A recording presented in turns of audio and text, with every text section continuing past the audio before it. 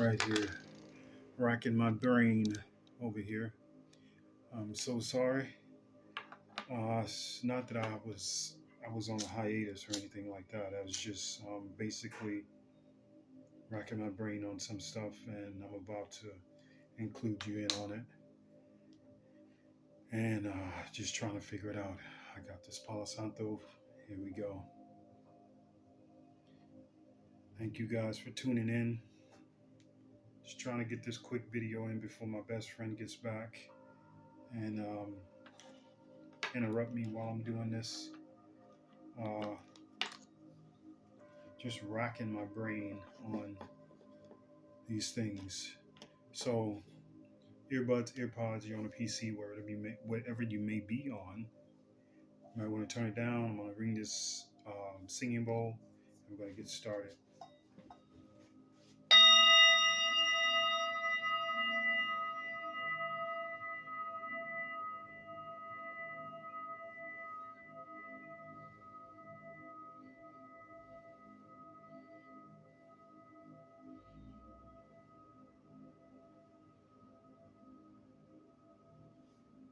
I'm going to check my microphone. Let me see.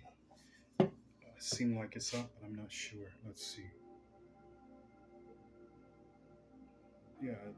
Yeah, it's pretty much up. So, um, like, subscribe, share. Each one teach one. Um, those that are far, please let me know where you are if you're not in the United States. I'm trying to reach my hand out as far as I can. I want to thank everyone for tuning in. Those that are tuning in, I want to thank my subscribers, old subscribers and new subscribers. I want to thank you all for commenting, leaving messages and things like that. It gives me more motivation to do what I am doing. Um, thank the Holy Spirit for this channel as well. Without the Holy Spirit, none of these things will be possible. With the Holy Spirit, everything is possible. So here we go. So basically, I'm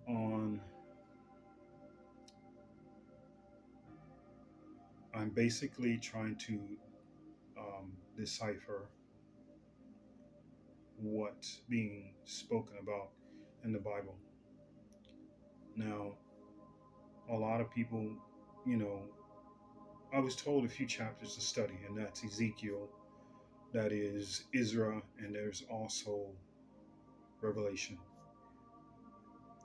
And we are right now on the third woe. And how I see this is because in Daniel, the book was closed, the scroll was closed. But in Ezekiel, the scroll was open. And also in Revelation, the scroll is also open.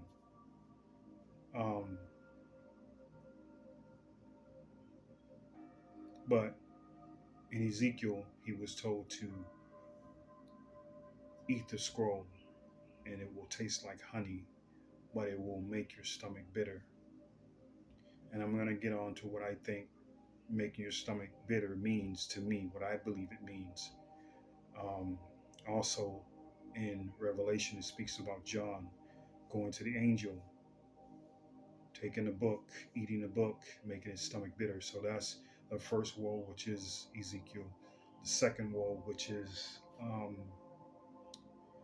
John in Revelation. And then there's the third woe, which is in Revelation 22, which is the very end of the Bible, which is the very last chapter of the Bible.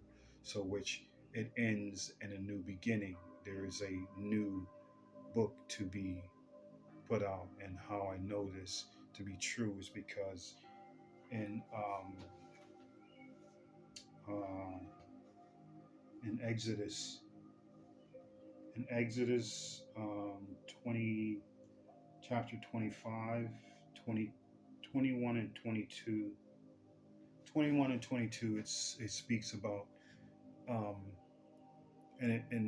of course this speaks about to Moses, but um,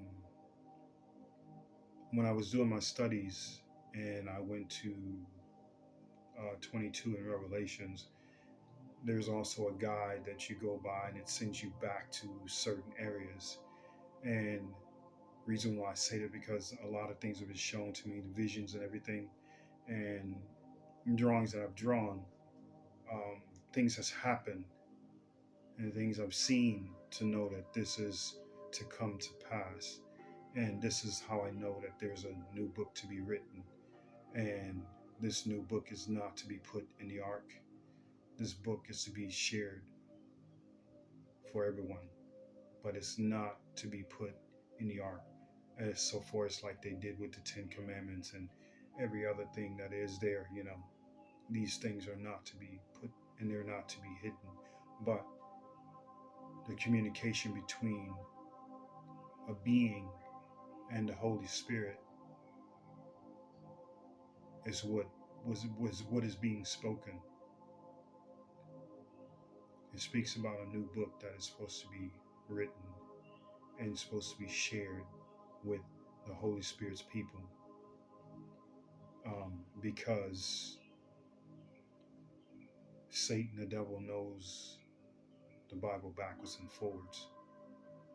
But if you have a book that that's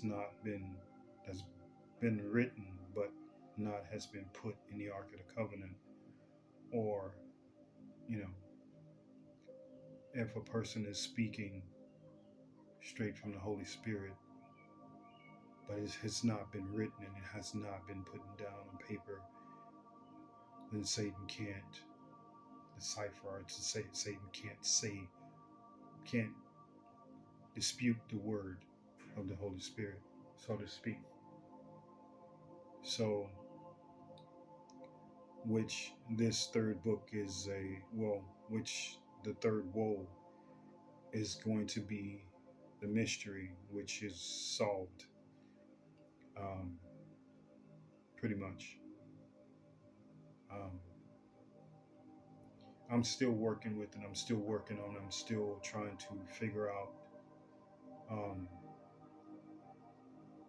what's going on. But a lot of the stuff I've seen that I see in the Bible is what been shown to me, and the seventh angel is very, very significant.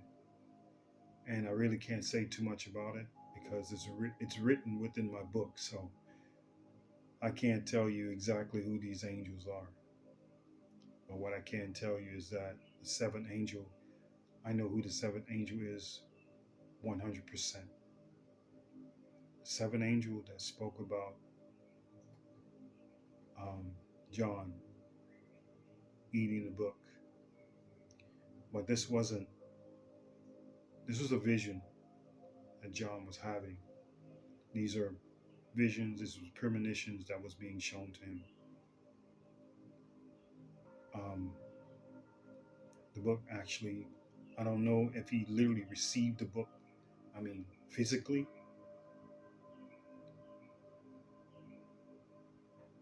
I'm not sure.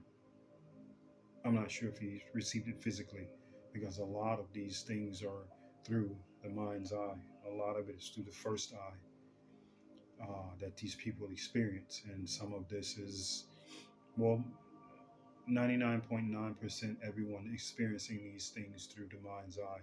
If they're not, they're experiencing it through the etheric world, which is through the dream world. Thing is making the dream world become making the etheric world intertwine with the physical 3D physical dimensional realm. So basically taking the fifth and the fifth and the third, and if you know numerology, we're talking about 8, which is eternal, which is, some people say abundance, but I see it as an eternal number. It's continuous. It doesn't end, just like 0 doesn't end. It just constantly goes around in a circle. So the energy is constantly moving, and the 8 is constantly moving. It's constantly moving. It doesn't end. So this is where I see lost my train of thought. I'm so sorry. Um, so this is where I feel that the book, we are at the third woe. And the things that's been shown to me, and I've already written it down, and there's also drawings and a lot of things that's been shown to me I can't explain. There's no way I can explain it. So what's been shown to me is very significant, and the things that I've been reading about in the Bible is very, very significant. And this is how I know that I know exactly who the seventh angel is, and I know, and people think it's Jesus, but I know exactly who the seventh angel is, and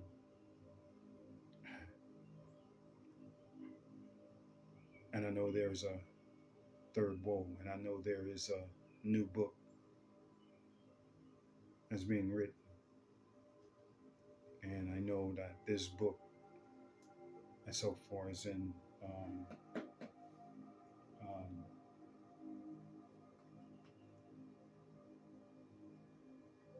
in Exodus. I'm sorry, in Exodus. I It's kind of hard to explain. When I do decide to ever get the book put out, everything I'm saying will make a whole lot of sense to you. It will make a lot of sense to you.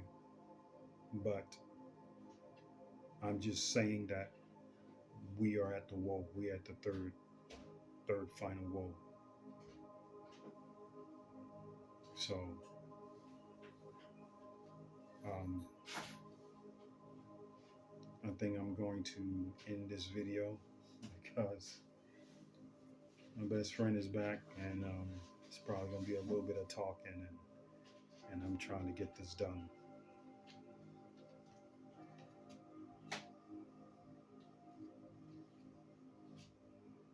What? See what I'm saying? I just can't get it done for nothing. But she was gone all week. I had some stuff to try to do, but it just nothing was coming to me. But I mean, I was steady trying to figure out on this chapter 10 in Revelations, and starting to piece things together like a puzzle. So, but I'm gonna end this here. But what I did want to say was, what was it? The bitterness.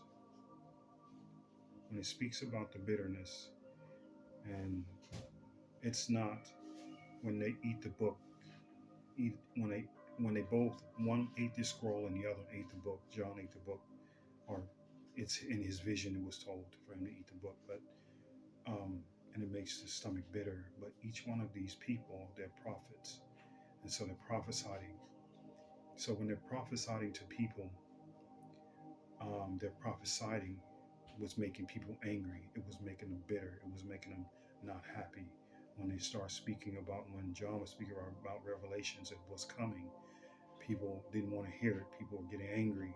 You know, this is what making their stomach bitter. It's not them per se. It's the people that they speak to that is making the people's stomach bitter, not John and not Ezekiel. Their stomach is not bitter, but the things that they're receiving, the message that they're receiving, is sweet like honey, because because the communication constantly going back and forth between the Holy Spirit and them is sweet. It's like really, it's a feel good situation. It's a really feel good situation. So this is why it's sweet as honey when they take of the book or take of the scroll. That's what it means. I don't really think it means that their belly is bitter. No, their belly is not bitter, because their belly is, they're happy, they're excited, they're not lukewarm, they're hot, they're burning up hot, speaking about what Spirit is sharing with them. So it's sweet to them, but it's bitter to other people, the news that they're giving. It's good news to them because they know the time is coming, but it's bad news to those that you're speaking to when they think that it's, you know, and whenever I speak about Revelations, nobody wants to hear about it, nobody wants to talk about it. Everyone wants to not watch or give a thumbs up or whatever it may be. So that means that their belly is bitter. They don't want to hear it. And this is what they mean by bitter. Their belly is bitter. This is what they mean. They're not talking about John and they're talking about Ezekiel. They're talking about the people that they're preaching to. Their bellies are bitter. They don't want to hear it. They don't want to hear any of that. So I'm going to leave this here. Thank you guys for watching, subscribing. Those that are far, please let me know if I'm reaching you. You know, I like to reach my hand as far as I can. So thank you for listening. Ancestor of the carrion race and lion race, Lion of Judah, out.